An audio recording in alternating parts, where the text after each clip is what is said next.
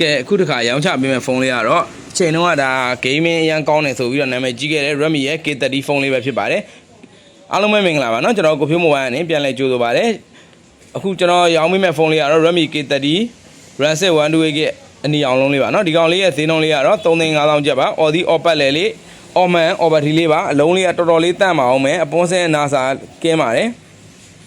အလုံးတော်တော်တန်သေးတယ်လို့ကျွန်တော်ပြောလို့ရတယ်ခင်ဗျာဒီကောင်လေးကတော့ဒါ Google Pay နဲ့လည်းပါတာဖြစ်တဲ့အတွက်ကြောင့် Play Store ပါညာလဲစိတ်ရှုပ်စရာမရှိပါဘူး Game Share ဆော့လို့ရမယ် Mobile Legends ပတ်ကြီးစိတ်ကြိုက်ဆော့လို့ရပါမယ်ခင်ဗျာ